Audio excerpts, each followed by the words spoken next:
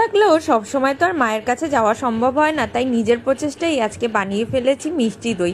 আর রাত্রিবেলা আমার ঠিকঠাক ঘুম হচ্ছিল না, দইটা পারফেক্ট হবে তো, তাই সকালবেলা উঠেই ছুটে এসেছি দইটা ঠিকঠাক হয়েছে কিনা। তারপরে এই দই দিয়েই গোপুরকে পুজো দিয়ে নিলাম। যেহেতু চৈত্র সংক্রান্তি, আমার বাড়িতে কিন্তু এরকমই নিয়ম আছে, কলা, চিড়ে, দই আর জিলিপি দিয়ে ঠাকুরকে পুজো দেওয়ার। পুজো সেরে তারপরে চলে এসেছি রান্না করতে। ছোটোবেলা থেকেই মাকে দেখছি যে এই চৈত্র সংক্রান্তির দিন প্রথম আম ডাল খাওয়া হয়। আর যেহেতু নীলষষ্ঠীর আগে আম খাওয়া হয় না, যদিও এখন আর এটা মানা হয় না, তবে দু রকম ডাল করা হয়। একটা হচ্ছে ডাল সেদ্ধ করে, ওই একটা ডালই সেদ্ধ করে একটা করা হয় আম ডাল, আর একটা হচ্ছে তেঁতোর ডাল। আর এই দেখো আমগুলো না, এটা কাঁচা মিঠে আম ছিল। প্রথমে আমি বুঝতে পারিনি, ওটা দিয়ে ডাল করার চেষ্টা করছিলাম, কিন্তু ডালটা তো টকই হচ্ছিল। আবার তারপরে নতুন করে ডাল বানিয়ে নিলাম। আর এটা ছিল আজকে আমার চৈত্র সংক্রান্তির লাঞ্চ থালি।